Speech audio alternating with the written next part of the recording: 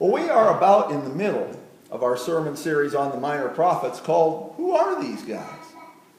And today we look at the prophet Micah. Now, we don't know just a whole lot about Micah, really. We're told he came from a place called Moresheth. We really don't know where Moresheth was. Scholars think it was somewhere in the Jerusalem area, and that Micah's ministry probably took place in and around Jerusalem, and that makes sense because Micah's message is about Jerusalem. But we really don't know any of that for sure. We're told that Micah was given his message during the reigns of Jotham, Ahaz, and Hezekiah. That's not terribly exact either, because those three kings had reigns that spanned about 55 years. Still, it means that Micah must have lived somewhere around the vicinity of 700 BC, give or take 30 years or so. And when we look at Micah's message and compare it to the other messages of the minor prophets we've looked at, there's a sense in which it's kind of same old, you know. God, through Micah, is pronouncing judgment again. This time it's on Samaria and Jerusalem. And when we say pronouncing judgment, of course what we mean is warning them of their coming destruction. That term judgment in this context is never something good, never even something neutral. God's judgment in the Old Testament is never, hey, you guys are doing great, keep it up. No, when God pronounces judgment through a prophet, that judgment is always going to be bad news for the people judged. The people have ignored God, they've worshipped other gods or worshipped no God at all, and now they're going to have to pay the penalty for that. And so we read God saying things to Samaria and Jerusalem like, I am planning disaster against this people, from which you cannot save yourselves. And I will pour her stones into the valley and lay bare her foundations. And then they will cry out to the Lord, but he will not answer them. At that time he will hide his face from them because of the evil they have done. And Zion will be plowed like a field. Jerusalem will become a heap of rubble. The temple hill a mound overgrown with thickets. That's some pretty tough stuff. And there's a whole lot more of it as you read the book of Micah. But then in the middle of all that, about in the middle of the book, comes the part we read today. God has told the people all these terrible things that are going to happen. Jerusalem is going to be destroyed. It's going to look like the bad guys have won. Then God says, no, the bad guys will not win. It may look like they're winning, but they're not. They may think they're winning, but they're not. God says they do not know the thoughts of the Lord. They do not understand his plan. God says, never mind what it looks like. I'm still in control here. I have a plan. Everybody's going to think I have abandoned Israel, but it won't be true. Then God says this, but you, Bethlehem Ephrathah, though you are small among the clans of Judah, out of you will come for me one who will be ruler over Israel, whose origins are of old, from ancient times.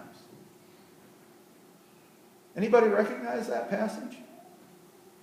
I'll bet a few of you do. Not just because we read it a few minutes ago, but it might sound familiar to some of you. Because we read similar words every year around Christmas time. They're from the Gospel of Matthew. Actually, we read them right after Christmas. It's about the wise men. The wise men go to see King Herod. They tell him they're looking for the king of the Jews who's just been born. Herod goes to the chief priests and teachers of the law and asks them, where is the Messiah to be born? And they tell him, in Bethlehem in Judea, for this is what the prophet has written. But you, Bethlehem, in the land of Judah, are by no means least among the rulers of Judah. For out of you will come a ruler who will shepherd my people Israel. So think about this situation.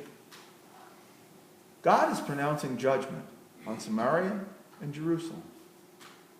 If you've heard God's message of judgment and you believed it, what would your reaction be? You'd pretty much give up, right? I mean, you'd have no hope. You'd think it was all over. You'd think God was abandoning us. And yet at the same time God gives them that message, God says, it's going to be okay. God says it may not look like it's going to be okay, but it is. It's going to be okay. God says, I have a plan. It's going to be bad for a while, but not forever. There's going to be a Savior. He's going to come from Bethlehem.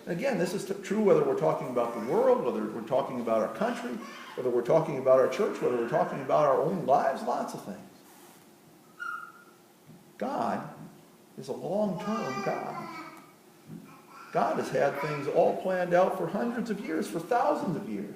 In fact, God has had things all planned out since the world was created. It's not to say that everything that happens is the will of God, because God allows us to make choices, and those choices have consequences.